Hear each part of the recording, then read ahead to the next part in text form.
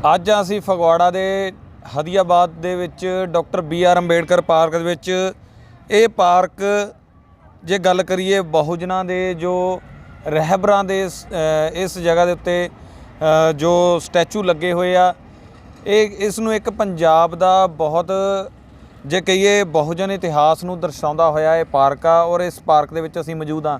ਸੋ ਜਿਸ ਤਰ੍ਹਾਂ ਤੁਹਾਡੇ ਨਾਲ ਹਰ ਰੋਜ਼ ਨਵੀਆਂ ਖਬਰਾਂ ਨਵੇਂ ਮੁੱਦੇ ਲੈ ਕੇ ਹਾਜ਼ਰ ਹੁੰਦੇ ਆ, ਅੱਜ ਵੀ ਕੁਝ ਅਜਿਹਾ ਲੈ ਕੇ ਹਾਜ਼ਰ ਹੋਵਾਂਗੇ। ਸੋ ਮੈਂ ਆ ਫਲਜਿੰਦਰ ਰਤੂ ਤੇ ਤੁਸੀਂ ਦੇਖ ਰਹੇ ਹੋ ਫੈਨ ਅੰਬੇਡਕਰ TV। ਸਾਡੇ ਨਾਲ ਅੱਜ ਦੀ ਮੁਲਾਕਾਤ ਕਰਨ ਦੇ ਲਈ ਮੌਜੂਦ ਨੇ ਡਾਕਟਰ ਇੰਦਰਜੀਤ ਕਜਲਾ ਜੀ, ਜਿਨ੍ਹਾਂ ਨੇ ਕਿ ਭਾਰਤ ਦਾ ਜੋ ਸੰਵਿਧਾਨ ਆ ਉਹਨੂੰ ਪੰਜਾਬੀ ਦੇ ਵਿੱਚ ਅਨੁਵਾਦ ਕੀਤਾ ਆ, ਉਹਨੂੰ ਪੰਜਾਬੀ ਦੇ ਵਿੱਚ ट्रांसलेट करके लिखा है। गलबात करांगे। कजला जी बहुत बहुत स्वागत है तुहाडा फैन अंबेडकर TV। सब तो पहला जी मेरा जिन्ने भी स्रोते देख रहे हैं इस चैनल नूं उन्होंने नमो बुद्धाए, जय भीम, जय साहब कांशीराम, जय संविधान। तो मैं सारिਆਂ ਨੂੰ ਆਪਣੇ ਵੱਲੋਂ जो ਇਹ ਸੰਵਿਧਾਨ ਅੱਜ ਉਹਦੇ ਬਾਰੇ ਆਪਾਂ ਗੱਲ ਕਰਨ ਜਾ ਰਹੇ ਹਾਂ, ਇਹ ਦੱਸਣਾ ਚਾਹੁੰਦਾ ਵੀ ਇਹ ਸੰਵਿਧਾਨ ਜਿਹੜਾ ਹੈਗਾ ਬਾਬਾ ਸਾਹਿਬ ਦਾ ਦਿੱਤਾ ਹੋਇਆ ਹੈ, ਜਿਹੜਾ ਕਿ 25 ਜਨਵਰੀ ਨੂੰ ਸਾਡੇ ਅਸੀਂ ਕੀਤਾ ਲਾਗੂ ਹੋਣ ਦੀ ਗੱਲ ਕਰਦੇ ਵੀ 25 ਤੋਂ ਬਾਅਦ 26 ਜਨਵਰੀ ਨੂੰ ਲਾਗੂ ਹੋਇਆ। 26 ਜਨਵਰੀ 1950 ਤੋਂ ਲਾਗੂ ਹੋਇਆ ਤੇ ਲਾਗੂ ਹੋਣ ਤੋਂ ਬਾਅਦ ਹੀ ਸਾਨੂੰ ਜਿਹੜਾ ਇਨਸਾਨਾਂ ਦੇ ਰੂਪ 'ਚ ਸਮਝਿਆ ਜਾਣ ਲੱਗਾ, ਕਿਉਂਕਿ ਉਸ ਤੋਂ ਪਹਿਲਾਂ ਤਾਂ ਸਾਨੂੰ ਪਸ਼ੂਆਂ ਦੇ ਬਰਾਬਰ ਸਮਝਿਆ ਜਾਂਦਾ ਸੀ, ਜਿਵੇਂ ਕਿ ਸਾਰੇ ਸਾਡਾ ਪਿਛੋਕੜ ਫੋਲ ਕੇ ਦੇਖੋ। ਕਿਉਂਕਿ ਜਦੋਂ ਸੰਵਿਧਾਨ ਸਭਾ 'ਚ ਬਾਬਾ ਸਾਹਿਬ ਨੇ 25 ਨਵੰਬਰ 1949 ਨੂੰ ਇਹ ਆਪਣਾ ਭਾਸ਼ਣ, ਆਖਰੀ ਭਾਸ਼ਣ ਜਿਹੜਾ ਉਹ ਸੰਵਿਧਾਨ ਸਭਾ ਦੇ ਵਿੱਚ ਸੰਵਿਧਾਨ ਬਣਨ ਤੋਂ ਦਿੱਤਾ, ਤੇ ਉਹਦੇ ਵਿੱਚ ਵੀ ਇਹ ਖੁਸ਼ ਰਹੇ ਵੀ ਮੈਂ ਜਿਹੜਾ ਇਹ ਸੰਵਿਧਾਨ ਬਣਾ ਤਾਂ ਦਿੱਤਾ ਹੈ, ਇਹ ਚੰਗਾ ਜਾਂ ਮਾੜਾ ਹੋਏਗਾ ਇਹ ਸਮੇਂ ਦੇ ਨਾਲ ਆਪਾਂ ਜਿਹੜੇ ਮੌਕੇ ਦੇ ਜੋ ਨੇਤਾ ਹੋਣਗੇ ਉਹ ਸਾਬਤ ਕਰਨਗੇ। ਕਿਉਂਕਿ ਕਿਸੇ ਵੀ ਦੇਸ਼ ਦਾ ਸੰਵਿਧਾਨ ਚੰਗਾ ਜਾਂ ਮਾੜਾ ਹੋਏਗਾ ਇਹ ਜੋ ਉਸ ਨੂੰ ਚਲਾਉਣ ਵਾਲੇ ਆ ਇਹ ਉਹਨਾਂ 'ਤੇ ਨਿਰਭਰ ਕਰਦਾ। ਇੱਦਾਂ ਹੀ ਭਾਰਤ ਦਾ ਸੰਵਿਧਾਨ ਅੱਜ ਅਸੀਂ ਜੋ ਹਾਲਾਤ ਦੇਖ ਰਹੇ ਹਾਂ, ਲੋਕ ਕਈ ਦੋਸ਼ ਦੇਣੇ ਸ਼ੁਰੂ ਕਰ ਦਿੰਦੇ ਨੇ ਕਿ ਸੰਵਿਧਾਨ ਕਦੀ ਵੀ ਮਾੜਾ ਨਹੀਂ ਹੁੰਦਾ, ਉਸ ਨੂੰ ਚਲਾਉਣ ਵਾਲੇ ਮਾੜੇ ਜਾਂ ਚੰਗੇ ਹੁੰਦੇ ਹਨ ਜੀ। ਜਿਹੜਾ ਅੱਜ ਤੁਸੀਂ ਗੱਲ ਕਰਾਂਗੇ ਆਪਾਂ ਪੰਜਾਬੀ ਦੇ ਵਿੱਚ ਜੋ ਅਨੁਵਾਦ ਕੀਤਾ ਆ, ਕੀ ਲੱਗਿਆ ਕਿ ਤੁਹਾਨੂੰ ਇਹਨੂੰ ਅਨੁਵਾਦ ਕਰਨ ਦੀ ਕੀ ਜ਼ਰੂਰਤ ਕੀ ਸੀਗੀ? ਦੇਖੋ ਜੀ, ਜਿਹੜਾ ਮੈਂ ਪੰਜਾਬੀ ਦੇ ਵਿੱਚ ਮੈਂ ਤੁਹਾਨੂੰ ਦਿਖਾਉਣਾ ਚਾਹੁੰਦਾ ਦਰਸ਼ਕਾਂ ਨੂੰ, ਪਹਿਲਾਂ ਤਾਂ ਇਹ ਜਿਹੜੀ ਪੰਜਾਬੀ ਦੀ ਜਿਹੜੀ ਬੁੱਕ ਹੈਗੀ ਆ, ਬੁੱਕ ਦੇ ਰੂਪ ਦੇ ਵਿੱਚ ਆਪਾਂ ਪੰਜਾਬੀ ਸੰਵਿਧਾਨ ਦਿੱਤਾ, ਇਹਨੂੰ ਕਰਨ ਦੀ ਜ਼ਰੂਰਤ ਬਹੁਤ ਵੱਡੀ ਮਹਿਸੂਸ ਕੀਤੀ, ਕਿਉਂਕਿ ਮੈਂ ਹਮੇਸ਼ਾ ਇਹ ਕਹਿਣਾ ਹੁੰਦਾ ਵੀ ਹਰ ਬੰਦਾ ਹਰ ਫੀਲਡ ਦੇ ਵਿੱਚ ਪੂਰਨ ਰੂਪ 'ਚ ਕੰਮ ਨਹੀਂ ਕਰ ਸਕਦਾ। ਕਿਉਂਕਿ ਜੇ ਪੱਤਰਕਾਰੀ, ਮੈਂ ਪੱਤਰਕਾਰ ਨਹੀਂ ਬਣ ਸਕਦਾ, ਮੈਂ ਗਾਣੇ ਨਹੀਂ ਗਾ ਸਕਦਾ, ਮੈਂ ਲਿਖ ਨਹੀਂ ਸਕਦਾ, ਪਰ ਮੈਂ ਇੱਕ ਟੀਚਰ ਹਾਂ ਤੇ ਮੈਂ ਪ੍ਰੋਫੈਸਰ ਹਾਂ, ਮੈਂ ਲਾਅ ਦਾ, ਤੇ ਮੈਂ ਲਾਅ ਨੂੰ ਵਧੀਆ ਤਰੀਕੇ ਨਾਲ ਲੋਕਾਂ ਨੂੰ ਸਮਝਾ ਸਕਦਾ ਹਾਂ। ਤੇ ਮੈਂ ਜਦੋਂ ਸੰਵਿਧਾਨ ਦੀ ਗੱਲ ਕਰਦੇ ਹਾਂ, ਕਿਉਂਕਿ ਮੈਨੂੰ ਵੀ ਲੱਗਦਾ ਜੇ ਮੈਂ ਡਾਕਟਰ ਬਣਿਆ ਆ ਜਾਂ ਮੈਂ ਅੱਜ ਤੁਹਾਡੇ ਸਾਹਮਣੇ ਬੋਲ ਰਿਹਾ ਹਾਂ, ਜਿਹੜੀ ਮੇਰੇ ਅਲਫਾਜ਼ ਹੈ ਇਹ ਬਾਬਾ ਸਾਹਿਬ ਦੇ ਦਿੱਤੇ ਹੋਏ ਸੰਵਿਧਾਨ ਦੇ ਕਰਕੇ ਹੀ ਹਨ। ਜੇ ਸੰਵਿਧਾਨ ਨਾ ਹੁੰਦਾ ਤਾਂ ਮੈਂ ਤੁਹਾਡੇ ਸਾਹਮਣੇ ਖੜਾ ਨਾ ਹੁੰਦਾ, ਨਾ ਤੁਸੀਂ ਮੇਰੀ ਇੱਦਾਂ ਇੰਟਰਵਿਊ ਕਰ ਰਹੇ ਹੁੰਦੇ। ਤਾਂ ਮੈਨੂੰ ਲੱਗਦਾ ਜਿਹੜਾ ਜੇ ਸੰਵਿਧਾਨ ਬਾਰੇ ਮੈਨੂੰ ਥੋੜ੍ਹਾ ਪਤਾ ਸੀ, ਸਾਡੇ ਸਮਾਜ ਨੂੰ ਤਾਂ ਬਿਲਕੁਲ ਨਹੀਂ ਪਤਾ। ਤੇ ਕਿਉਂ ਸਰਕਾਰਾਂ ਕਦੀ ਨਹੀਂ ਚਾਹੁੰਦੀਆਂ ਵੀ ਭਾਰਤ ਦਾ ਸੰਵਿਧਾਨ ਆਮ ਲੋਕ ਪੜ੍ਹਨ। ਜੇ ਸਰਕਾਰਾਂ ਚਾਹੁੰਦੀਆਂ ਫਲਜਿੰਦਰ ਜੀ, ਤਾਂ ਤੁਸੀਂ ਸੋਚਦੇ ਵੀ ਅੱਜ ਸਾਡੇ ਭਾਰਤ ਨੇ ਜਿਹੜੀ ਅੱਜ ਅਸੀਂ ਗੁਲਾਮੀ ਝੇਲ ਰਹੇ ਹਾਂ ਹਜੇ ਵੀ, ਸੰਵਿਧਾਨ ਦੇਸ਼ ਆਜ਼ਾਦ ਹੋਣ ਤੋਂ ਬਾਅਦ ਵੀ, ਤਾਂ ਮੈਨੂੰ ਲੱਗਦਾ ਜਿਹੜੀ ਚਾਹੇ ਉਹ ਗਰੀਬੀ ਦੀ ਗੁਲਾਮੀ ਆ, ਚਾਹੇ ਉਹ ਕਰਪਸ਼ਨ ਖੋਰੀ ਦੀ ਗੁਲਾਮੀ, ਅਸੀਂ ਉਸ ਗੁਲਾਮ ਸਿਸਟਮ ਦੇ ਵਿੱਚ ਰਹਿ ਰਹੇ ਹਾਂ ਜਿੱਥੋਂ ਸਾਨੂੰ ਆਜ਼ਾਦੀ ਦੀ ਲੋੜ ਆ। ਤੇ ਇਹ ਜਦ ਤੱਕ ਅਸੀਂ ਆਪਣੇ ਹੱਕਾਂ ਤੋਂ ਜਾਣੂ ਨਹੀਂ ਹੁੰਦੇ ਉਦੋਂ ਤੱਕ ਮੈਨੂੰ ਨਹੀਂ ਲੱਗਦਾ ਅਸੀਂ ਕਦੀ ਵਧੀਆ ਜਾਂ ਪ੍ਰਬੁੱਧ ਭਾਰਤ ਦਾ ਨਿਰਮਾਣ ਕਰ ਸਕਦੇ ਹਾਂ। ਕਿਉਂਕਿ ਮੈਂ ਇਹ ਦੱਸਣਾ ਚਾਹੁੰਦਾ ਦਰਸ਼ਕਾਂ ਨੂੰ ਵੀ ਭਾਰਤ ਸਰਕਾਰ ਵੱਲੋਂ ਵੀ 2015 ਦੇ ਵਿੱਚ ਇੱਕ ਟਰਾਂਸਲੇਸ਼ਨ ਕੀਤੀ ਗਈ ਹੈ, ਜਿਹੜੀ ਕਿ ਤੁਸੀਂ PDF ਦੇ ਵਿੱਚ ਫਾਈਂਡ ਕਰ ਸਕਦੇ ਹੋ ਗੂਗਲ 'ਤੇ ਜਾ ਕੇ। ਇੱਦਾਂ ਹੀ ਪੰਜਾਬੀ ਵਿਭਾਗ ਪਟਿਆਲਾ, ਪੰਜਾਬੀ ਮਹਿਕਮਾ ਪਟਿਆਲਾ ਦੇ ਵੱਲੋਂ ਵੀ 1953 ਦੇ ਵਿੱਚ ਉਹਦਾ ਸੰਵਿਧਾਨ ਦਾ ਅਨੁਵਾਦ ਕੀਤਾ ਗਿਆ ਸੀ, ਪਰ ਉਹਦੇ ਜਿਹੜੇ ਸ਼ਬਦ ਆ ਉਰਦੂ, ਫਾਰਸੀ, ਸੰਸਕ੍ਰਿਤ ਦੇ ਸ਼ਬਦ ਆ, ਜਿਨ੍ਹਾਂ ਦਾ ਸਾਡੇ ਪੰਜਾਬੀ ਦੇ ਵਿੱਚ ਸਾਨੂੰ ਵੀ ਕਹੀਏ ਪੜ੍ਹਨ ਦੇ ਬਾਅਦ, ਜੇ ਮੈਂ PhD ਕੀਤਾ ਤਾਂ ਮੈਨੂੰ ਵੀ ਉਹਨਾਂ ਸ਼ਬਦਾਂ ਦੇ ਅਰਥ ਨਹੀਂ ਪਤਾ। ਤਾਂ ਮੈਨੂੰ ਜਦੋਂ ਲੱਗੀ ਵੀ ਕਮੀ ਲੱਗੀ ਵੀ ਯਾਰ ਜੇ ਮੇਰੇ ਵਰਗਾ PhD ਕਰਨ ਤੋਂ ਬਾਅਦ ਵੀ ਉਸ ਪੰਜਾਬੀ ਦੇ ਸੰਵਿਧਾਨ ਨੂੰ ਸਹੀ ਨਹੀਂ ਸਮਝ ਸਕਦਾ ਤਾਂ ਇੱਕ ਘੱਟ ਪੜ੍ਹਿਆ ਸਾਡਾ, ਕਿਉਂਕਿ ਸਾਡੇ ਪੰਜਾਬ ਦੇ ਲੋਕ ਪੰਜਾਬੀ ਮਾਂ ਬੋਲੀ ਨਾਲ ਜੁੜੇ ਹੋਏ ਹਨ ਤੇ ਪੰਜਾਬੀ ਸਾਡੀ ਮਾਂ ਬੋਲੀ ਹੈ। ਤਾਂ ਮੈਨੂੰ ਲੱਗਦਾ ਵੀ ਮੈਂ ਦੋ ਕੰਮ ਕਰਨੇ ਚਾਹੁੰਦਾ ਸੀ, ਇੱਕ ਤਾਂ ਆਪਣੀ ਮਾਂ ਬੋਲੀ ਲਈ ਕੁਝ ਕਰਨਾ ਚਾਹੁੰਦਾ ਸੀ ਵੀ ਜੇ ਦੂਜਾ ਸਾਡੇ ਸਮਾਜ ਨੂੰ ਸੰਵਿਧਾਨ ਦੀ ਬਹੁਤ ਲੋੜ ਆ। ਕਿਉਂਕਿ ਅਸੀਂ ਹਮੇਸ਼ਾ ਕਹਿੰਦੇ ਆ ਵੀ ਬਾਬਾ ਸਾਹਿਬ ਜੀ ਦੀ ਸੋਚ 'ਤੇ ਪਹਿਰਾ ਦਿਆਂਗੇ ਠੋਕ ਕੇ, ਪਰ ਉਹਨਾਂ ਦੀ ਸੋਚ ਕੀ ਸੀ, ਉਹਨਾਂ ਦੀ ਸੋਚ ਨੂੰ ਸਮਝਣਾ ਕਿੱਦਾਂ ਆ, ਉਹਨਾਂ ਦੀ ਸੋਚ ਨੂੰ ਸਮਝਣ ਦੇ ਲਈ ਹੀ ਅਨੁਵਾਦ ਬਹੁਤ ਜ਼ਰੂਰੀ ਸੀ। ਤੇ ਇਸ ਲਈ ਮੈਂ ਉਹ ਉਪਰਾਲਾ ਕੀਤਾ ਆ ਤੇ ਇਹ ਉਪਰਾਲੇ ਦਾ ਰਿਜ਼ਲਟ ਤੁਹਾਡਾ ਇਸ ਕਿਤਾਬ ਦੇ ਰੂਪ ਦੇ ਵਿੱਚ ਤੁਹਾਡੇ ਸਾਹਮਣੇ ਹਾਜ਼ਰ ਹੈ ਜੀ। ਇਹਦੇ ਵਿੱਚ ਕਿੰਨਾ ਕੁ ਤੁਸੀਂ ਇਹਨੂੰ ਸਰਲ ਤਰੀਕੇ ਨਾਲ ਕੀਤਾ, ਕਿਸ ਤਰੀਕੇ ਨੂੰ ਕੀਤਾ, ਕਿੰਨੇ ਕੁ ਜੇ ਆਪਾਂ ਕਹੀਏ ਘੱਟ ਪੜ੍ਹੇ ਦੀ ਗੱਲ ਕਰਦੇ, ਕਿੰਨੇ ਕੁ ਲੋਕ ਇੱਦਾਂ ਦੇ ਆ ਜਿਹੜੇ ਇਹਨੂੰ ਬਹੁਤ ਵਧੀਆ ਤਰੀਕੇ ਨਾਲ ਸਮਝ ਸਕਦੇ? ਦੇਖੋ ਫਲਜਿੰਦਰ ਜੀ, ਮੈਂ ਜੋ ਸਮਝਦਾ ਹਾਂ ਕਿ ਇਹਨੂੰ ਹਰ ਪਾਠਕ ਦੀ ਨਜ਼ਰ ਨੂੰ ਮੈਂ ਧਿਆਨ 'ਚ ਰੱਖਦਾ ਹੋਇਆ ਇਹਨੂੰ ਤਿਆਰ ਕੀਤਾ, ਕਿਉਂਕਿ ਜਿਹੜੇ ਸ਼ਬਦਾਂ ਦਾ ਕਈ ਵਾਰੀ ਪੰਜਾਬੀ ਅਨੁਵਾਦ ਨਹੀਂ ਮਿਲਦਾ, ਕੋਸ਼ਿਸ਼ ਕੀਤੀ ਉਹਨਾਂ ਨੂੰ ਨਾਲ ਇੰਗਲਿਸ਼ ਦੇ ਨਾਲ ਉਹਨੂੰ ਪੰਜਾਬੀ ਦੇਣ ਦੀ, ਉਹਦਾ ਅਰਥ ਥੋੜ੍ਹਾ ਜਿਹਾ ਹਲਕਾ ਜਿਹਾ ਸਮਝਾਉਣ ਦੀ, ਤਾਂ ਕਿ ਕਿਸੇ ਨਾ ਕਿਸੇ ਤਰੀਕੇ ਉਹ ਘੱਟ ਪੜ੍ਹੇ ਨੂੰ, 5 ਪੜ੍ਹੇ ਨੂੰ, 6 ਪੜ੍ਹੇ ਨੂੰ ਵੀ ਸਮਝ ਲੱਗੇ, ਤੇ ਜਿਹੜਾ ਬੰਦਾ +2 ਤੋਂ ਉੱਪਰ ਹੈ ਤਾਂ ਉਹਦਾ ਆਸਾਨੀ ਨਾਲ ਸਮਝੇਗਾ। ਪਰ ਮੇਰਾ ਜਿਹੜਾ ਸੀਗਾ ਮੇਨ ਉਦੇਸ਼ ਉਹ ਸੀਗਾ ਵੀ ਜਿਹੜੇ ਘੱਟ ਪੜ੍ਹੇ ਲਿਖੇ ਲੋਕ ਆ, ਜਿਹੜੇ ਵਿਚਾਰੇ ਅੰਗਰੇਜ਼ੀ ਦੇ ਨਾਲ ਮੱਥਾ ਨਹੀਂ ਮਾਰਦੇ, ਵਿਚਾਰੇ ਡਰਦੇ, ਕਿਉਂਕਿ ਸਾਡੇ ਪੰਜਾਬ ਦੀ ਹੀ ਨਹੀਂ ਪ੍ਰੋਬਲਮ, ਬਹੁਤ ਸਾਰੀਆਂ ਸਟੇਟਾਂ ਦੀ ਵੀ ਪ੍ਰੋਬਲਮ ਹੈ ਵੀ ਹਿੰਦੀ ਮੀਡੀਅਮ ਨਹੀਂ ਹੁੰਦਾ, ਤੇ ਸਾਡੇ ਲਈ ਹਿੰਦੀ ਦੇ ਨਾਲ ਇੱਦਾਂ ਹੀ ਇੰਗਲਿਸ਼ ਮੀਡੀਅਮ ਵੀ ਨਹੀਂ ਹੈਗੇ, ਕਿਉਂਕਿ ਸਾਡਾ ਜਿਹੜਾ ਪਿੰਡਾਂ ਦਾ ਜਾਂ ਸਿਸਟਮ ਆ ਉਹਦੇ ਵਿੱਚ ਪੰਜਾਬੀ ਹੀ ਬਹੁਤ ਗਿਣਤੀ ਲੋਕ ਰਹਿੰਦੇ ਨੇ। ਤੇ ਮੈਂ ਇਹ ਵੀ ਦੱਸਣਾ ਚਾਹੁੰਦਾ ਵੀ ਪੰਜਾਬੀ ਕੋਈ ਇੱਦਾਂ ਦੀ ਲੈਂਗੁਏਜ ਨਹੀਂ ਹੈਗੀ ਵੀ ਇਹਨੂੰ ਅਨਪੜ੍ਹਾਂ ਦੀ ਲੈਂਗੁਏਜ ਕਿਹਾ ਜਾਂਦਾ। ਪੰਜਾਬੀ ਇੱਕ ਬਹੁਤ ਹੀ ਪੜ੍ਹਿਆਂ ਲਿਖਿਆਂ ਦੀ ਭਾਸ਼ਾ, ਬਹੁਤ ਸਤਿਕਾਰਯੋਗ ਭਾਸ਼ਾ ਆ। ਤੋ ਇਸ ਭਾਸ਼ਾ ਦਾ ਜੇ ਵਿਸ਼ਵ ਦੇ ਵਿੱਚ ਇਹ ਬਹੁਤ ਜੇ ਅਸੀਂ ਕਹੀਏ ਵੀ ਪਹਿਲੀਆਂ 10 ਭਾਸ਼ਾਵਾਂ ਦੇ ਵਿੱਚ ਆਉਂਦੀ, ਸਭ ਤੋਂ ਵੱਧ ਬੋਲੀਆਂ ਜਾਣ ਵਾਲੀਆਂ ਭਾਸ਼ਾਵਾਂ ਦੇ ਵਿੱਚ ਪੰਜਾਬੀ ਵੀ ਸ਼ਾਮਲ ਆ। ਕੈਨੇਡਾ ਵਰਗੀ ਜਿਹੜੀ ਕੰਟਰੀ ਉੱਥੇ ਦੂਜੇ ਨੰਬਰ ਦੀ ਭਾਸ਼ਾ ਦੂਜੇ ਤੇ ਪੜ੍ਹਾਈ ਜਾਂਦੀ ਆ। ਹਿਮਾਚਲ ਪ੍ਰਦੇਸ਼ 'ਚ ਸੈਕੰਡ ਲੈਂਗੁਏਜ ਦੇ ਤੌਰ ਤੇ ਪੜ੍ਹਾਈ ਜਾਂਦੀ ਆ। ਦਿੱਲੀ ਦੇ ਵਿੱਚ ਪੜ੍ਹਾਈ ਜਾਂਦੀ ਆ, ਹਰਿਆਣੇ ਦੇ ਵਿੱਚ ਪੜ੍ਹਾਈ ਜਾਂਦੀ। ਇੱਦਾਂ ਹੀ ਐਡੀਸ਼ਨਲ ਲੈਂਗੁਏਜ ਦੇ ਤੌਰ ਤੇ ਬਹੁਤ ਸਾਰੇ ਬੱਚੇ ਪੰਜਾਬੀ ਭਾਸ਼ਾ ਪੜ੍ਹਦੇ ਆ। ਤਾਂ ਮੇਰਾ ਜਿਹੜੀ ਕੋਸ਼ਿਸ਼ ਆ ਵੀ ਅਸੀਂ ਪੂਰਾ ਵਿਸ਼ਵ ਦੇ ਲੋਕਾਂ ਨੂੰ ਦੱਸ ਸਕੀਏ ਵੀ ਜਿਹੜਾ ਸੰਵਿਧਾਨ ਆ ਉਹ ਇਸ ਭਾਸ਼ਾ ਦੇ ਵਿੱਚ ਇੰਨਾ ਸਿੰਪਲ ਕਰਕੇ ਤਾਂ ਕਿ ਉਹਨੂੰ ਸਮਝ ਸਕਣ, ਕਿਉਂਕਿ ਜਿਹੜੀ ਟੈਕਨੀਕਲਿਟੀ ਨੂੰ ਆਪਾਂ ਘਟਾਉਣ ਦੀ ਕੋਸ਼ਿਸ਼ ਕੀਤੀ ਆ। ਤੇ ਮੈਨੂੰ ਪੂਰੀ ਉਮੀਦ ਹੈ ਵੀ ਜਿਹੜੇ ਇਹਨੂੰ ਪੜ੍ਹਨ ਵਾਲੇ ਪਾਠਕ ਹੋਣਗੇ ਉਹ ਮੇਰੀ ਇਸ ਕੋਸ਼ਿਸ਼ ਤੋਂ ਖੁਸ਼ ਹੋਣਗੇ ਜੀ। ਤੇ ਤੁਹਾਨੂੰ ਇਸ ਸੰਵਿਧਾਨ ਨੂੰ ਅਨੁਵਾਦ ਕਰਨ ਦੇ ਟਾਈਮ ਤੇ ਕਿੰਨਾ ਸਮਾਂ ਲੱਗਿਆ, ਕੀ ਦਿੱਕਤਾਂ ਵੀ ਆਈਆਂ? ਦੇਖੋ ਜੀ, ਮੈਂ ਤਾਂ ਇਹ ਗੱਲ, ਮੈਨੂੰ ਬਹੁਤ ਵਧੀਆ ਤੁਸੀਂ ਫਲਜਿੰਦਰ ਜੀ ਸਵਾਲ ਪੁੱਛਿਆ। ਬਹੁਤ ਲੋਕੀ ਇਹ ਵੀ ਕਹਿੰਦੇ ਕਈ ਵਾਰੀ ਗਲਤ ਜਿਹੜਾ ਪ੍ਰਚਾਰ ਕਰਦੇ ਆ, ਜਿਹੜੇ ਬਾਬਾ ਸਾਹਿਬ ਦੇ ਹਮਾਇਤੀ ਨਹੀਂ ਹਨ, ਉਹ ਵਿਰੋਧ ਦੀ ਇਹ ਕੀ ਕਹਿੰਦੇ ਵੀ ਬਾਬਾ ਸਾਹਿਬ ਨੇ ਜੀ ਕਾਪੀ ਪੇਸਟ ਕੀਤਾ, ਦੂਜਿਆਂ ਦੇਸ਼ਾਂ ਤੋਂ ਲਿਆ। ਮੈਂ ਇਸ ਗੱਲ ਨੂੰ ਮੀਡੀਆ ਸਾਹਮਣੇ ਸ਼ਰੇਆਮ ਨਕਾਰਦਾ ਜੀ। ਇਹ ਗਲਤ ਪ੍ਰਚਾਰ ਆ। ਬਾਬਾ ਸਾਹਿਬ ਨੇ ਜਿਹੜੇ ਪ੍ਰਿੰਸੀਪਲ ਸਿਧਾਂਤ ਆ, ਸਮਾਨਤਾ, ਸੁਤੰਤਰਤਾ, ਭਾਈਚਾਰਾ ਤੇ ਨਿਆਂ, ਇਹ ਬੁੱਧਾ ਦੇ ਉੱਤੋਂ ਫਿਲਾਸਫੀ ਤੋਂ ਲੈ ਬਾਬਾ ਸਾਹਿਬ ਦੀਆਂ ਰਾਈਟਿੰਗ ਦੇ ਵਿੱਚ ਲਿਖਿਆ ਵੀ ਮੇਰੇ ਜਿਹੜੇ ਇਹ ਵਿਚਾਰ ਆ, ਜਿਹੜੀ ਮੇਰੀ ਵਿਚਾਰਧਾਰਾ ਦਾ ਮੂਲ ਆ ਉਹ ਬੁੱਧਿਜ਼ਮ ਦੇ ਵਿੱਚ ਆ। ਤਾਂ ਇੱਥੋਂ ਇਹ ਸਾਬਤ ਹੁੰਦਾ ਵੀ ਬਾਬਾ ਸਾਹਿਬ ਨੇ ਕਿਤੋਂ ਵੀ ਕਾਪੀ ਨਹੀਂ। ਹਾਂ, ਇਹ ਗੱਲ ਮੈਂ ਮੰਨਦਾ ਵੀ ਜਦੋਂ ਮੈਂ ਵੀ, ਦੇਖੋ ਮੈਂ ਅੱਜ ਕੋਈ ਚੀਜ਼, ਕੋਈ ਆਰਟੀਕਲ ਲਿਖਦਾ ਆ, ਕੋਈ ਬੁੱਕ ਨਵੀਂ ਵੀ ਲਿਖਦਾ, ਤੇ ਮੈਂ ਜਿਨ੍ਹਾਂ ਫਿਲਾਸਫਰਾਂ ਨੂੰ, ਜਿਹੜੇ ਲਿਟਰੇਚਰ ਨੂੰ ਪੜ੍ਹਿਆ ਹੁੰਦਾ, ਉਹਦਾ ਪ੍ਰਭਾਵ ਨਜ਼ਰ ਆਉਂਦਾ। ਕਿਉਂਕਿ ਬਾਬਾ ਸਾਹਿਬ ਹਮੇਸ਼ਾ ਸਾਨੂੰ ਕਹਿੰਦੇ ਆ ਵੀ ਜਦੋਂ ਵੀ ਕੋਈ ਕੰਮ ਕਰਨਾ ਉਹਦਾ ਐਨਾਲਿਟੀਕਲ ਸਟੱਡੀ ਕਰੋ, ਉਹਦੇ ਵਿੱਚ ਚੰਗੀਆਂ ਮਾੜੀਆਂ ਚੀਜ਼ਾਂ ਸੋਚੋ। ਜਿਹੜਾ ਆਪਾਂ ਆਪਣੇ ਸਿਸਟਮ, ਹੁਣ ਸਾਡਾ ਭਾਰਤ ਦਾ ਸਿਸਟਮ ਇੱਦਾਂ ਦਾ ਸੀ ਵੀ ਉਸ ਸਮੇਂ ਜਦੋਂ ਦੇਸ਼ ਆਜ਼ਾਦ ਹੋਇਆ ਤੇ ਸਾਡੇ ਲਈ ਬੜੀ ਮੁਸ਼ਕਲ ਦੀ ਸੀ ਵੀ ਹੁਣ ਇਹਨੂੰ ਸੰਵਿਧਾਨ ਕਿੱਦਾਂ ਦਾ ਦਿੱਤਾ ਜਾਵੇ, ਇਹ 'ਚ ਕਿਹੜੀ ਫਾਰਮ ਆਫ ਗਵਰਨਮੈਂਟ ਰੱਖੀ ਜਾਵੇ।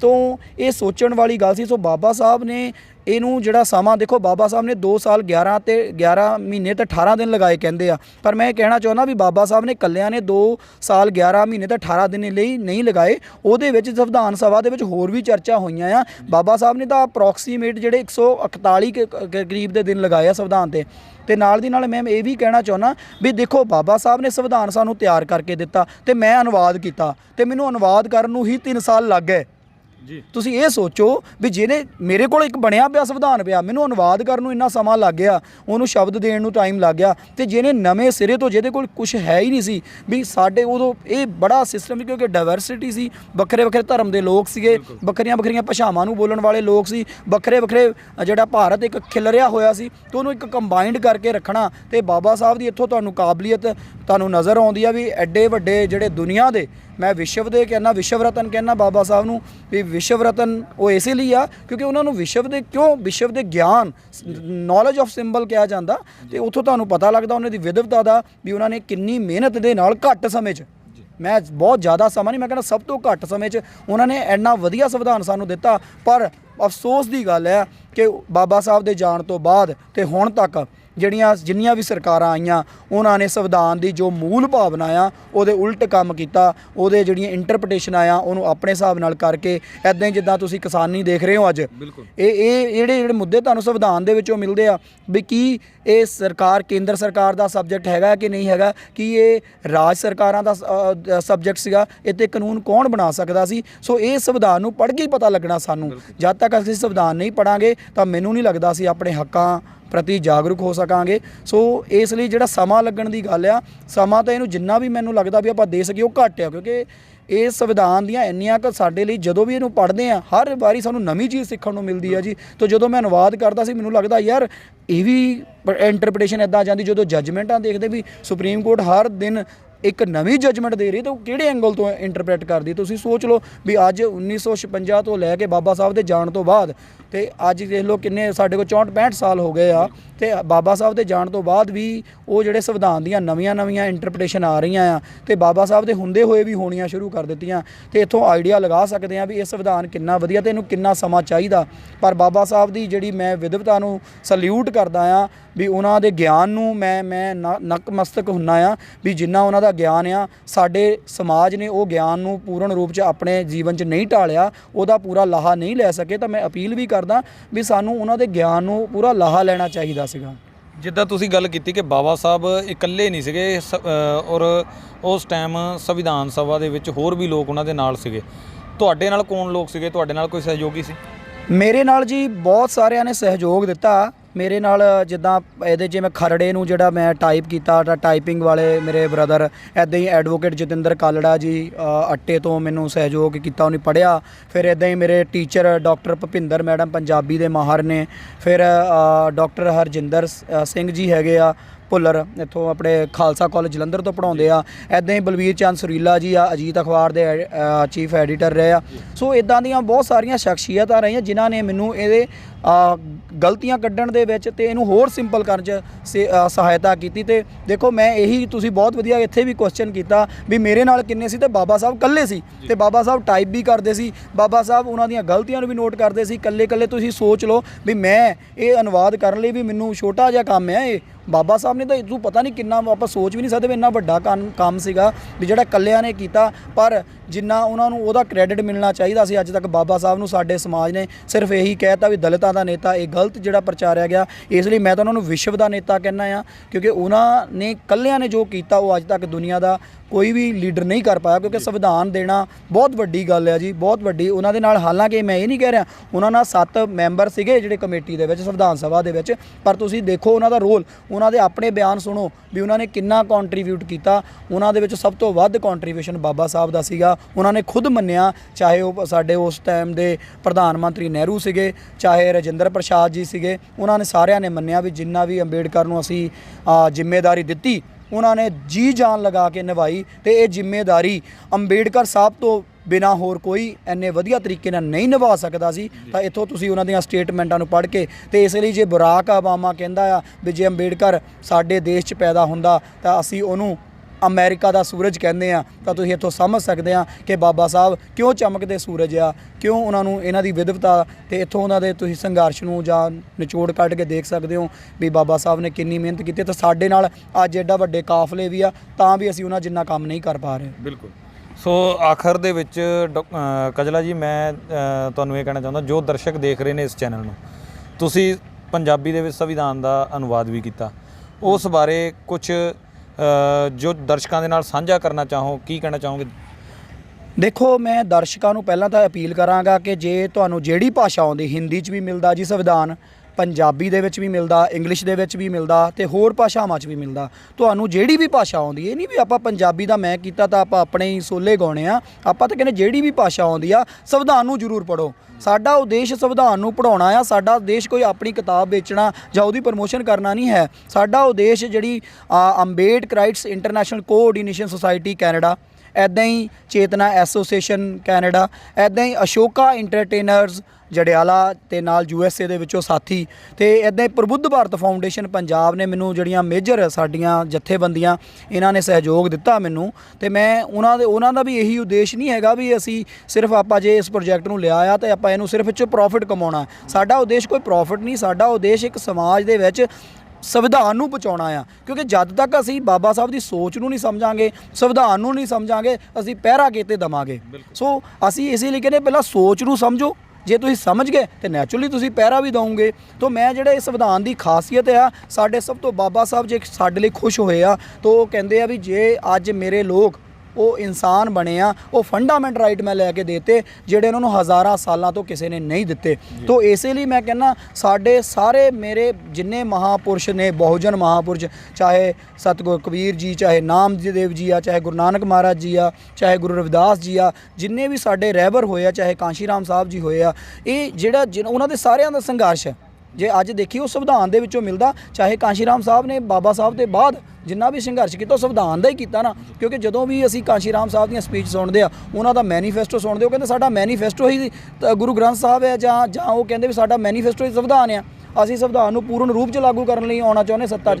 ਤੇ ਜਿਹੜੇ ਅਸੀਂ ਕਹਿੰਦੇ ਵੀ ਅੱਜ ਸਾਡਾ ਇਹੀ ਆ ਵੀ ਜੇ ਉਹ ਸੰਵਿਧਾਨ ਦੇ ਵਿੱਚ ਹੈ ਕੀ ਆ। ਹੁਣ ਇਹ ਤਾਂ ਕਹਿੰਦੇ ਆ ਸਾਰੇ, ਅੱਜ ਦੂਜੇ BJP ਵੀ ਕਹਿਣ ਲੱਗ ਪਏ ਅਸੀਂ ਸੰਵਿਧਾਨਕ ਰੂਪ 'ਚ ਕੰਮ ਕਰ ਰਹੇ ਹਾਂ, ਪਰ ਸੰਵਿਧਾਨ ਜਦ ਤੱਕ ਸਾਨੂੰ ਸਿਸਟਮ ਨਹੀਂ ਸਮਝ ਲੱਗੇਗਾ, ਕਿਉਂਕਿ ਜਿੱਦਾਂ ਹੁਣ ਬਿੱਲ ਪਾਸ ਹੁੰਦੇ ਆ, ਅਸੀਂ ਇਹ ਵੀ ਗੱਲ ਮੈਂ ਕਹਿੰਦਾ ਸੀਗਾ ਵੀ ਦੇਖੋ ਆਰਡੀਨੈਂਸ ਵੀ ਇੱਕ ਹੁੰਦਾ, ਇੱਕ ਬਿੱਲ ਪਾਸ ਕਰਨ ਦੇ ਦੋ ਤਰੀਕੇ ਆ। ਇਹ ਤੁਹਾਨੂੰ ਇੱਕ ਸਿੰਪਲ ਐਗਜ਼ਾਮਪਲ ਦੇਣ ਲੱਗਾ ਮੈਂ। ਬਿੱਲ ਪਾਸ ਕਰਨ ਦੇ ਦੋ ਤਰੀਕੇ ਹੁੰਦੇ, ਇੱਕ ਹੁੰਦਾ ਆ ਵੀ ਉਹ ਪਾਰਲੀਮੈਂਟ 'ਚ ਜੋ ਇੱਕ ਗੌਰਮੈਂਟ ਬਿੱਲ ਹੁੰਦਾ, ਇੱਕ ਪ੍ਰਾਈਵੇਟ ਬਿੱਲ ਹੁੰਦਾ, ਵੀ ਇੱਕ ਸੈਸ਼ਨ ਚੱਲਦਾ ਆ, ਉਹ 'ਚ ਜਿਹੜੀ ਕੰਸਰਨ ਮਿਨਿਸਟਰੀ ਦਾ ਜਿਹੜਾ ਮਿਨਿਸਟਰ ਆ ਉਹ ਬਿੱਲ ਰੱਖਦਾ ਆ। ਬਿੱਲ 'ਤੇ ਫਿਰ ਰੀਡਿੰਗ ਹੁੰਦੀ ਆ, ਫਸਟ ਰੀਡਿੰਗ ਹੁੰਦੀ, ਕੱਲੇ ਮੈਂਬਰ ਨੂੰ ਉਹਦੀ ਕਾਪੀ ਜਾਂਦੀ ਆ, ਫਿਰ ਉਹ 'ਤੇ ਰੀਡਿੰਗ ਹੋਣ ਤੋਂ ਬਾਅਦ ਬਹਿਸ ਹੁੰਦੀ ਆ, ਫਿਰ ਉਹ ਲੋਕਾਂ 'ਚ ਵੀ ਟਾਈਮ ਦਿੱਤਾ ਜਾਂਦਾ ਵੀ ਤੇ ਤੁਸੀਂ ਜਿਹੜੇ ਬੁੱਧੀਜੀਵੀ ਆ ਉਹ ਆਪਣੇ ਵਿਚਾਰ ਪ੍ਰਗਟ ਕਰੋ। ਤੇ ਇੱਦਾਂ ਹੀ ਉਹ ਫਿਰ ਉਸ ਤੋਂ ਬਾਅਦ ਉਹਦੇ ਸੁਜੈਸ਼ਨ ਆਉਂਦੇ ਆ, ਫਿਰ ਸੈਕੰਡ ਰੀਡਿੰਗ ਵੀ ਹੋ ਸਕਦੀ ਆ, ਜੇ ਇੱਦਾਂ ਹੀ ਉਹ ਰੀਡਿੰਗਾਂ ਤੋਂ ਬਾਅਦ ਫਿਰ ਉਹ ਵੋਟਿੰਗ ਹੁੰਦੀ ਆ, ਫਿਰ ਉਹ ਬਿੱਲ ਜਾ ਕੇ ਪਾਸ ਹੁੰਦਾ।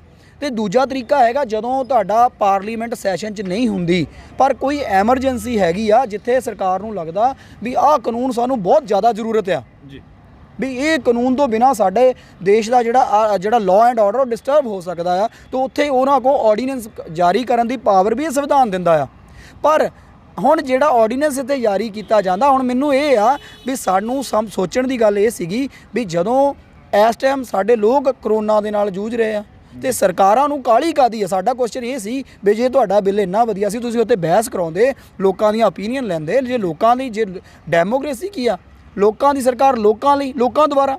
ਪਰ ਕੀ ਜੇ ਲੋਕਾਂ ਨੂੰ ਬਿਨਾਂ ਪੁੱਛੇ ਕੋਈ ਇਦਾਂ ਦੇ ਐਕਟ ਬਣਦੇ ਆ, ਬਿਨਾਂ ਉਹਨਾਂ ਨੂੰ ਭੇਜੇ ਆਰਡੀਨੈਂਸ ਜਾਰੀ ਕਰ ਦਿੱਤੇ ਜਾਂਦੇ ਆ, ਤੇ ਆਰਡੀਨੈਂਸ ਮੈਨੂੰ ਸਮਝ ਨਹੀਂ ਲੱਗਦੀ। ਸੰਵਿਧਾਨ ਦੇ ਵਿੱਚ ਪ੍ਰੋਵੀਜ਼ਨ ਦਿੱਤੀ ਗਈ ਤੁਹਾਡੇ ਕੋਲ ਤੁਸੀਂ ਸੈਸ਼ਨ ਬੁਲਾ ਲਓ, ਰੁਕ ਲਓ, ਜਦੋਂ ਸੈਸ਼ਨ ਸ਼ੁਰੂ ਹੁੰਦੇ ਤੁਸੀਂ ਉਦੋਂ ਪਾਸ ਕਰਾ ਲੈਂਦੇ। ਤੇ ਸਾਨੂੰ ਇਹ ਸਮਝਣ ਦੀ ਲੋੜ ਆ ਵੀ ਇਹ ਕਿਉਂ, ਕਿਉਂਕਿ ਇਹਦਾ ਮਤਲਬ ਉਹ ਸੰਵਿਧਾਨ ਦੀ ਮੂਲ ਭਾਵਨਾ ਦੇ ਖਿਲਾਫ ਕੰਮ ਕਰਦੀਆਂ ਜਥੇਬੰਦੀਆਂ ਜਿਹੜੀਆਂ ਸਰਕਾਰ ਦੇ ਵਿੱਚ ਬੈਠੀਆਂ, ਉਹ ਆਪਣੇ ਜਿਹੜੇ ਕੁਝ ਘਰਾਣੇ ਆ, ਕੁਝ ਬੰਦਿਆਂ ਨੂੰ ਬੈਨੀਫਿਟ ਦੇਣ ਲਈ ਕੰਮ ਕਰ ਰਹੀਆਂ ਸੰਵਿਧਾਨ ਦੇ ਅਗੇਂਸਟ। ਇਸ ਲਈ ਸਾਨੂੰ ਸੰਵਿਧਾਨ ਨੂੰ ਸਮਝਣਾ ਬਹੁਤ ਜ਼ਰੂਰੀ ਆ।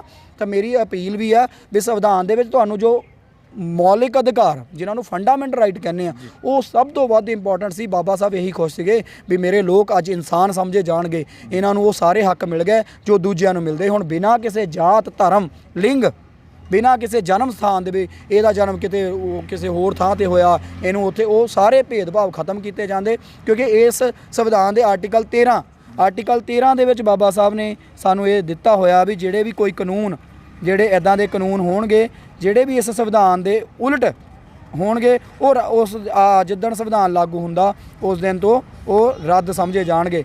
ਮੌਲਿਕ ਅਧਿਕਾਰਾਂ ਦੇ ਵਿਰੋਧ ਜਾਂ ਨੁਕਸਾਨ ਕਰਨ ਵਾਲੇ ਕਾਨੂੰਨ, ਇਸ ਸੰਵਿਧਾਨ ਦੇ ਲਾਗੂ ਹੋਣ ਤੋਂ ਪਹਿਲਾਂ ਵਾਲੇ ਸਾਰੇ ਕਾਨੂੰਨ ਜੋ ਇਸ ਭਾਗ ਦੁਆਰਾ ਦਿੱਤੇ ਗਏ ਅਧਿਕਾਰਾਂ ਦੇ ਵਿਰੋਧੀ ਹਨ, ਉਹ ਕਾਨੂੰਨ ਸੰਵਿਧਾਨ ਦੇ ਲਾਗੂ ਹੋਣ ਤੇ ਪੂਰਨ ਅਤੇ ਪੱਕੇ ਤੌਰ ਤੇ ਰੱਦ ਹੋਣਗੇ। ਇਹ ਦੇਖੋ ਜੀ ਆਰਟੀਕਲ ਕਹਿ ਲਓ ਵੀ ਇਹਨੇ ਜਿਹੜੀ ਤੁਸੀਂ ਮਨੂ ਸਮ੍ਰਿਤੀ ਦੀ ਗੱਲ ਕਰਦੇ ਆ, ਚਾਹੇ ਤੁਸੀਂ ਜਿਹੜੇ ਅਸੀਂ ਹੋਰ ਇੱਦਾਂ ਦੇ ਕਾਨੂੰਨ ਸੀ ਜਿਹੜੇ ਵੀ ਸਾਡੇ ਸਮਾਜਿਕ ਕਦਰਾਂ ਕੀਮਤਾਂ ਦੇ ਧੱਜੀਆਂ ਉਡਾਉਂਦੇ ਸੀ, ਉਹ ਇਸ ਸੰਵਿਧਾਨ ਦੇ ਆਰਟੀਕਲ 13 ਨੇ ਖਤਮ ਕੀਤੇ। ਤਾਂ ਅਸੀਂ ਕਿੱਦਾਂ ਨਾ ਕਹੀਏ ਸਾਡੇ ਲਈ ਇਹ ਧਾਰਮਿਕ ਪੁਸਤਕ ਦੇ ਬਰਾਬਰ ਦੀ ਪੁਸਤਕ ਆ। ਜਿੱਦਾਂ ਅਸੀਂ ਬਾਕੀ ਧਾਰਮਿਕ ਪੁਸਤਕਾਂ ਦੀ ਇੱਜ਼ਤ ਕਰਦੇ ਆ, ਉਹਨਾਂ ਦਾ ਪ੍ਰਚਾਰ ਪ੍ਰਸਾਰ ਕਰਦੇ ਆ, ਤਾਂ ਮੇਰੀ ਇਹ ਅਪੀਲ ਆ ਸਾਡੀਆਂ ਜਿੰਨੀਆਂ ਧਾਰਮਿਕ ਜਥੇਬੰਦੀਆਂ ਵੀ ਠੀਕ ਆ, ਜਿੱਦਾਂ ਤੁਸੀਂ ਗੁਰੂ ਗ੍ਰੰਥ ਸਾਹਿਬ ਦਾ ਪ੍ਰਚਾਰ ਕਰਦੇ ਆ, ਜਿੱਦਾਂ ਤੁਸੀਂ ਅੰਮ੍ਰਿਤ ਬਾਣੀ ਦਾ ਪ੍ਰਚਾਰ ਕਰਦੇ, ਉਸੇ ਤਰ੍ਹਾਂ ਸੰਵਿਧਾਨ ਦਾ ਪ੍ਰਚਾਰ ਪ੍ਰਸਾਰ ਕਰੋ ਤਾਂ ਕਿ ਲੋਕਾਂ ਨੂੰ ਸਮਝ ਸਕੇ ਵੀ ਜੋ ਤੁਹਾਡੇ ਸਾਡੇ ਗੁਰੂ ਰਹਿਬਰ ਕਹਿ ਕੇ, ਚਾਹੇ ਗੁਰੂ ਰਵਿਦਾਸ ਜੀ ਕਹਿ ਕੇ ਗਏ ਆ, ਚਾਹੇ ਸਾਡੇ ਬਾਬਾ ਸਾਹਿਬ ਕਹਿ ਕੇ ਗਏ ਆ, ਜੋ ਸਾਡੇ ਜਾਂ ਗੁਰੂ ਨਾਨਕ ਸਾਹਿਬ ਕਹਿ ਕੇ ਗਏ, ਜੋ ਗੁਰੂ ਗੋਬਿੰਦ ਸਿੰਘ ਜੀ ਕਹਿ ਕੇ ਗਏ,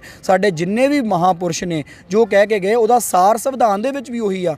ਸੋ ਇਸੇ ਲਈ ਜਸਟਿਸ HS ਕਪਾੜੀਆ ਨੇ ਵੀ ਇਹ ਗੱਲ ਕਹੀ ਸੀ ਵੀ ਜੇ ਅੱਜ ਧਰਮ ਗ੍ਰੰਥਾਂ ਦਾ ਕੋਈ ਬਦਲ ਹੋ ਸਕਦਾ ਤਾਂ ਉਹ ਭਾਰਤ ਦਾ ਸੰਵਿਧਾਨ ਹੀ ਹੋ ਸਕਦਾ, ਕਿਉਂਕਿ ਉਹਨਾਂ ਨੇ ਇਹ ਕਿਹਾ ਸੀ ਐਚ.ਐਸ. ਕਪਾੜੀਆ ਨੇ ਵੀ ਮੇਰੀ ਜਿਹੜੀ ਕਮਿਊਨਿਟੀ ਪਾਰਸੀ ਕਮਿਊਨਿਟੀ ਤੋਂ ਬਿਲੋਂਗ ਕਰਦਾ ਆ ਤੇ ਮੇਰੀ ਜਿਹੜੀ ਕਮਿਊਨਿਟੀ ਦੇ ਲੋਕ ਬਹੁਤ ਘੱਟ ਗਿਣਤੀ ਲੋਕ ਆ ਭਾਰਤ ਦੇ ਵਿੱਚ, ਤੇ ਮੈਂ ਕਦੀ ਸੋਚ ਨਹੀਂ ਸੀ ਸਕਦਾ ਮੈਂ ਭਾਰਤ ਦਾ ਚੀਫ ਜਸਟਿਸ ਬਣਾਂਗਾ। ਪਰ ਇਸ ਸੰਵਿਧਾਨ ਨੂੰ ਉਹਨਾਂ ਨੇ ਨਤਮਸਤਕ ਹੁੰਦੇ ਆ ਤੇ ਉਹ ਕਹਿੰਦੇ ਆ ਵੀ ਮੈਂ ਇਸ ਸੰਵਿਧਾਨ ਦੀ ਵਜ੍ਹਾ ਦੇ ਨਾਲ ਅੱਜ ਭਾਰਤ ਦਾ ਚੀਫ ਜਸਟਿਸ ਬਣਿਆ ਆ। ਤਾਂ ਇਸ ਲਈ ਇਹ ਜਿਹੜੀ ਪੁਸਤਕ ਆ ਮੇਰੇ ਲਈ ਬਹੁਤ ਇੱਕ ਸਤਿਕਾਰਯੋਗ ਆ ਤੇ ਸਾਨੂੰ ਇਹਦੀ ਕਦਰ ਸਮਝਣੀ ਚਾਹੀਦੀ ਆ। ਜਿਹੜੇ ਤਾਂ ਸੰਵਿਧਾਨ ਦੀ ਕਦਰ ਸਮਝ ਗਏ ਆ ਉਹ ਨੈਚੁਰਲੀ ਆ ਉਹ ਲਾਈਫ ਦੇ ਵਿੱਚ ਅੱਗੇ ਵਧਣਗੇ, ਜੇ ਨਹੀਂ ਸਮਝਣਗੇ ਤਾਂ ਸਾਡੇ ਨਾਲ ਇੱਦਾਂ ਹੀ ਸਾਨੂੰ ਧਰਨਿਆਂ ਤੇ ਬਹਿਣਾ ਪੈਣਾ, ਇੱਦਾਂ ਹੀ ਸਾਡੇ ਨਾਲ ਧੱਕੇਸ਼ਾਹੀਆਂ ਹੁੰਦੀਆਂ ਰਹਿਣੀਆਂ। ਕਿਉਂਕਿ ਅਸੀਂ ਧਰਮ ਦੇ ਨਾਲ ਜੇ ਅਸੀਂ ਇਹਦਾ ਵੀ ਪ੍ਰਚਾਰ ਕਰੀਏ, ਸਾਡੇ ਗੁਰਦੁਆਰਿਆਂ ਸਾਹਿਬ 'ਚ ਸਾਡੀਆਂ ਜਿੰਨੇ ਮੰਦਰ ਆ, ਜਿੰਨੇ ਵੀ ਸਾਡੇ ਸਥਲ ਆ, ਜਿੱਥੇ ਵੀ ਵਿਚਾਰ ਚਰਚਾ ਹੁੰਦੀਆਂ ਉੱਥੇ ਸੰਵਿਧਾਨ ਦੀ ਚਰਚਾ ਜ਼ਰੂਰ ਹੋਣੀ ਚਾਹੀਦੀ ਆ। ਜੇ ਸੰਵਿਧਾਨ ਬਚਾਵਾਂਗੇ ਤਾਂ ਹੀ ਦੇਸ਼ ਬਚ ਸਕਦਾ।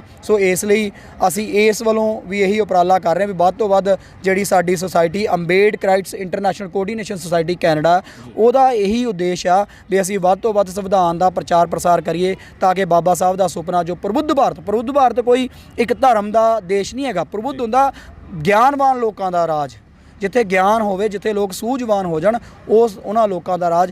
ਇਸ ਲਈ ਮੈਂ ਇਹਨਾਂ ਸ਼ਬਦਾਂ ਦੇ ਨਾਲ ਫੈਨ ਅੰਬੇਡਕਰ ਟੀਵੀ ਦਾ ਵੀ ਬਹੁਤ ਧੰਨਵਾਦ ਕਰਦਾ ਹਾਂ ਕਿ ਜਿਨ੍ਹਾਂ ਨੇ ਮੈਨੂੰ ਇੰਨਾ ਟਾਈਮ ਦਿੱਤਾ ਤੇ ਜਿਹੜੇ ਮੇਰੇ ਵਿਚਾਰ ਮੈਂ ਆਪਣੇ ਸਰੋਤਿਆਂ ਨਾਲ ਰੱਖਿਆ। ਮੈਂ ਸੁਣਨ ਵਾਲਿਆਂ ਦਾ ਵੀ ਧੰਨਵਾਦ ਕਰਦਾ ਜੀ। ਨਮੋ ਬੁੱਧਾਏ, ਜੈ ਭੀਮ, ਜੈ ਭਾਰਤ। ਬਹੁਤ ਬਹੁਤ ਧੰਨਵਾਦ ਜੀ ਤੁਹਾਡਾ। ਥੈਂਕ ਯੂ ਜੀ, ਥੈਂਕ ਯੂ। ਸੋ ਇਹ ਸਨ ਸਾਡੇ ਨਾਲ ਡਾਕਟਰ ਇੰਦਰਜੀਤ ਕਜਲਾ ਜੀ, ਜਿਨ੍ਹਾਂ ਨੇ ਕਿ ਜੇ ਆਪਾਂ ਕਹੀਏ ਲੋਕਾਂ ਨੂੰ ਸਰਲ ਭਾਸ਼ਾ ਦੇ ਵਿੱਚ ਜੋ ਪੰਜਾਬੀ ਦਾ ਅਨੁਵਾਦ ਕੀਤਾ, ਜੋ ਸੰਵਿਧਾਨ ਦਾ ਅਨੁਵਾਦ ਕੀਤਾ, ਕਿ ਲੋਕਾਂ ਨੂੰ ਜਾਗਰੂਕ ਕਰਨ ਦੇ ਲਈ ਇਹਨਾਂ ਨੇ ਵੀ ਆਪਣੇ ਤੌਰ ਤੇ ਉਪਰਾਲਾ ਕੀਤਾ। ਜਿੱਦਾਂ ਗੱਲ ਚੱਲੀ ਸੀ, ਕੋਈ ਕਿਸੇ ਤਰ੍ਹਾਂ ਜੇ ਗਾਉਣ ਵਾਲਿਆਂ ਦੀ ਗੱਲ ਕਰਦੇ ਹੋ, ਗੀਤ ਗਾ ਕੇ ਪ੍ਰਚਾਰ ਕਰਦੇ ਆ, ਕੋਈ ਕਿਸੇ ਤਰੀਕੇ ਪ੍ਰਚਾਰ ਕਰਦਾ ਆ। ਜੇ ਸਪੀਕਰਸ ਦੀ ਗੱਲ ਕਰੀਏ, ਬੁਲਾਰਿਆਂ ਦੀ ਗੱਲ ਕਰੀਏ, ਉਹ ਸਟੇਜਾਂ ਦੇ ਉੱਤੇ ਆਪਣੇ ਢੰਗ ਨਾਲ ਬੋਲ ਕੇ ਪ੍ਰਚਾਰ ਕਰਦੇ ਆ। ਸੋ ਇਹਨਾਂ ਦੇ ਕੋਲ ਜੋ ਆਪਾਂ ਗੁਣ ਕਹਿ ਸਕਦੇ ਹਾਂ, ਜਾਂ ਇਹਨਾਂ ਨੇ ਉਸ ਤਰੀਕੇ ਆਪਣਾ ਪ੍ਰਚਾਰ ਕਰਨ ਦਾ ਜੋ ਤਰੀਕਾ ਅਪਣਾਇਆ ਕਿ ਪੰਜਾਬੀ ਦੇ ਵਿੱਚ ਸੰਵਿਧਾਨ ਨੂੰ ਅਨੁਵਾਦ ਕੀਤਾ। ਸੋ ਇਸੇ ਤਰ੍ਹਾਂ ਤੁਸੀਂ ਨਵੀਆਂ ਖਬਰਾਂ ਦੇਖਣ ਦੇ ਲਈ ਚੈਨਲ ਨੂੰ ਸਬਸਕ੍ਰਾਈਬ ਕਰੋ, ਲਾਈਕ ਕਰੋ, ਸ਼ੇਅਰ ਕਰੋ, ਕਮੈਂਟ ਕਰੋ, ਔਰ ਕਮੈਂਟਸ ਦੇ ਵਿੱਚ ਆਪਣੀ ਰਾਏ ਜ਼ਰੂਰ ਦਿਆ ਕਰੋ। ਦਿਓ ਇਜਾਜ਼ਤ, ਧੰਨਵਾਦ।